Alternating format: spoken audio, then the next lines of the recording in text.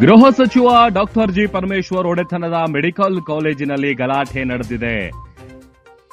ಗೃಹ ಮಂತ್ರಿ ಪರಮೇಶ್ವರ್ ಅವರ ಕಾಲೇಜಿನಲ್ಲಿ ಹೆಣ್ಣು ಮಕ್ಕಳಿಗೆ ಭದ್ರತೆ ಇಲ್ವಾ ಅನ್ನುವಂತ ಪ್ರಶ್ನೆ ಹುಟ್ಟುಕೊಳ್ತಾ ಇದೆ. ಕಾರಣ, ಕ್ಲಾಸ್ ರೂಮ್ನಲ್ಲೇ ವಿದ್ಯಾರ್ಥಿನಿಗೆ ಪ್ರಪೋಸ್ ಮಾಡಿದಾನೆ ಕಾಲೇಜು ಲೆಕ್ಚರರ್. ರುಚಿಗೆದ್ದ ವಿದ್ಯಾರ್ಥಿಗಳು ಪ್ರಾಧ್ಯಾಪಕನ ಮೇಲೆ ಹಿಗ್ಗಾಮುಗ್ಗ ಹಲ್ಲೆ ನಡೆಸಿದ್ದಾರೆ. ಚಪ್ಪಲಿಯಿಂದ ಥಳಿಸಿ ಆಕ್ರೋಶ ವ್ಯಕ್ತಪಡಿಸಿದ್ದಾರೆ ಸಂತ್ರಸ್ತ ವಿದ್ಯಾರ್ಥಿನಿ. ನೆಲಮಂಗಲ ಗ್ರಾಮಾಂತರ ಪೊಲೀಸ್ ಠಾಣಾ ವ್ಯಾಪ್ತಿಯಲ್ಲಿ ನಡೆದಿರುವಂತಹ ಘಟನೆ ಇದು. ಯಪ್ಪ, ಅದೇನೋ ಗೊತ್ತಿಲ್ಲ, ರಾಜ್ಯದಲ್ಲಿ ಅತ್ಯಾಚಾರ, ಕೊಲೆ, ಸುಲಿಗೆಗಳು ನಿರಂತರವಾಗಿ ನಡೆಯುತ್ತಲೇ ಬಂದಿವೆ.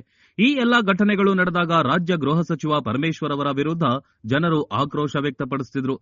ಗೊತ್ತಿಲ್ಲದ ಖಾತೆ ಸಚಿವ ಎಂದು ಬಿರುದನ್ನು ನೀಡಿದ್ರು. ಇದೀಗ ಅವರ ಒಡೆತನದ ಕಾಲೇಜಿನಲ್ಲಿ ವಿದ್ಯಾರ್ಥಿನಿಯರಿಗೆ ಭದ್ರತೆ ಇಲ್ಲದಂತಾಗಿದೆ. ನೆಲಮಂಗಲ ತಾಲೂಕಿನ ಟಿ ಬೇಗೂರಿನ ಸಿದ್ಧಾರ್ಥ ಮೆಡಿಕಲ್ ಕಾಲೇಜಿನಲ್ಲಿ ಪ್ರಾಧ್ಯಾಪಕ ಅಬ್ದುಲ್ ಎಂಬಾತ ಕ್ಲಾಸ್ ರೂಮ್ನಲ್ಲಿಯೇ ಪ್ರಪೋಸ್ ಮಾಡಿರುವ ಘಟನೆ ನಡೆದಿದೆ.